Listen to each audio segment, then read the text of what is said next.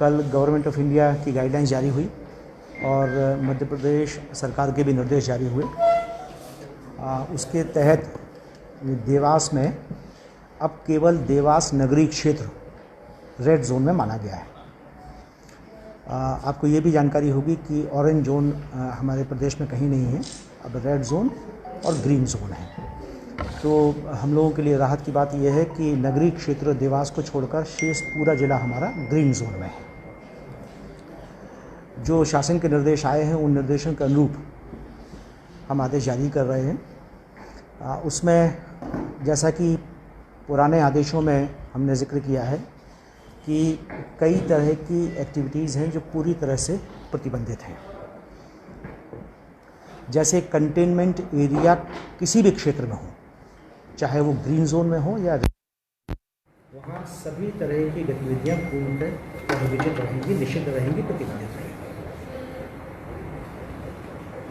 जो educational institutions हैं, coaching centres हैं, ट्रेनिंग सेंटर्स हैं, वो पूरी तरह से बंद रहेंगे। पब्लिक ट्रांसपोर्ट बंद रहेगा, होटल्स रेस्टोरेंट्स बंद रहेंगे। इसमें नया कुछ भी नहीं है, सभी चीज़ें यथावत हुआ है। तो इनमें कोई प्रतिबंध किसी तरह का नहीं है। जहाँ जहाँ अनुमति की आवश्यकता है वो अनुमति में हम लोगों ने इस बात का ध्यान रखा है कि देवास के ही लोग, देवास के ही श्रमिक उनमें काम करें, क्योंकि हम बहुत ही हमारी जो भौगोलिक स्थिति है बहुत संवेदनशील है। हम इंदौर और उज्जैन से श्रमिकों के आने जाने की अनुमति नहीं दे सकते हैं। इसलिए वो उन शर्तों के अधीन हम लोगों ने अनुमतियाँ जारी की हैं। जो हमारी बॉर्डर है डिस्ट्रिक्ट की वो पूरी तरह से सील रहेगी। किसी को भी आने जाने की अनुमति नहीं होगी जब तक कि कोई मेडिकल अर्जेंसी या प्रशासनिक अर्जेंसी ना हो। वो चीज़ें यथावत रहेंगी। जो दूसरे नए निर्देश आए हैं उसके तहत रेड जोन में जितने भी निजी और सरकारी कार्यालय हैं उनमें 50% तक कर्मचारी आ सकते हैं। शेष जगह अब 100% उपस्थिति आवश्यक होगी। जो भी हमारा ग्रीन जोन है उसमें सभी तरह के कार्यालयों में 100% उपस्थिति आवश्यक होगी। ये मोटे मोटे फैक्ट्स हैं जो मैंने आपके साथ शेयर किए हैं।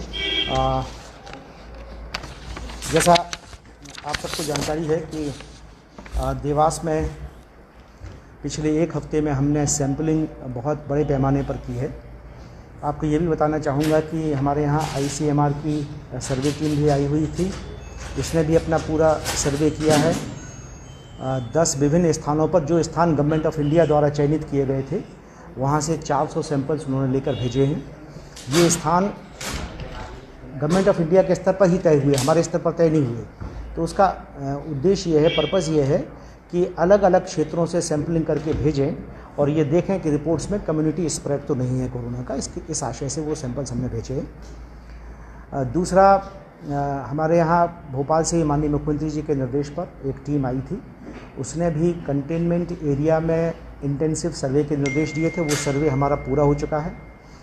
उस सर्वे में हमें 41 लोग ILI पेशेंट मिले। ILI का मतलब होता है इन्फ्लुएंजा लाइक इलनेस, जिनको सर्दी जुकाम या फ्लू जैसी बीमारी है वो।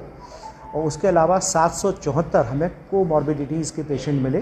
कोमॉर्बिडिटीज़ मतलब है कि ऐसे मरीज जिनको कुछ दूसरी बीमारियां हैं, डायबिटीज़ है, हाइपरटेंशन है, किडनी है, हार्ट के पेशेंट हैं। इस तरह के 774 लोग मिले हैं। इनमें से जो 41 हैं उन सभी के सैंपल हमने लेके भेज दिए हैं। उनकी रिपोर्ट्स आनी बाकी है। अब तक पिछले एक हफ्ते में हम लोगों ने सैंपल्स बहुत बड़ी संख्या में लेके इसीलिए भेजे हैं कि हम ये सुनिश्चित करना चाहते हैं, जैसा आपको मालूम है कि वासुदेवपुरा में बहुत बड़ी संख्या में हमारे पेशेंट पॉजिटिव आए।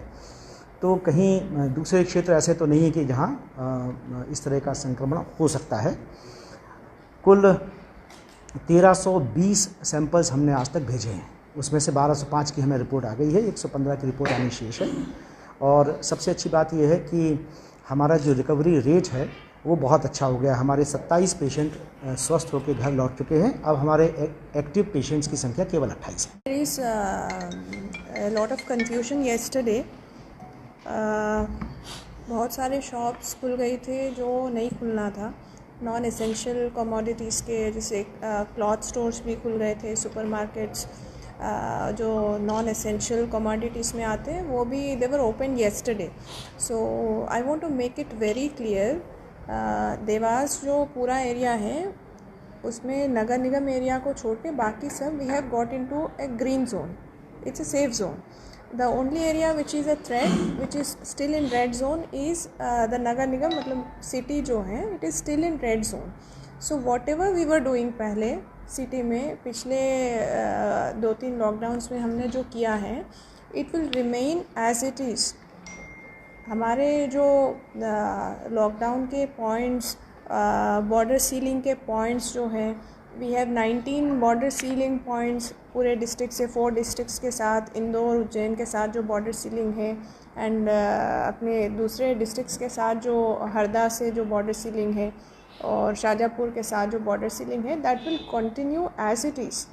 That we are not going to relax. पहले जो कर रहे थे it is the same. Don't confuse this that we have come into green zone, तो अब movement is permitted, you can open any shop. It's not like that. आप लोग national media में, टीवी में देख रहे हैं लोग कहीं पे बेंगलोर में खुल गया है, कहीं हैदराबाद में खुल गया है, तो फिर यहाँ पे भी खुल गया है. There is some confusion like that, but I want to appeal to people of Dewas that nothing has changed, everything will remain as it is. But the good news is धीरे धीरे we will get into green zone, क्योंकि अपना rural area green zone में आ गए हैं, तो फिर very likely that city अभी जो नगर निगम का है उसको भी मैं, कलेक्टर साहब और आप सब लोगों के प्रयासों से बहुत जल्दी we will bring that also into green zone. क्योंकि अभी जो पेशेंट्स है, the death rate has really gone down. पहले death rate was a concern for us, that has gone down. And अभी भी अपने पास जो पेशेंट्स हैं, आई एम श्योर कि वो सभी अच्छे से रिकवर करके they will go safely. So my appeal to you all is, I want everyone to understand nothing has changed as far as lockdown in the city is concerned.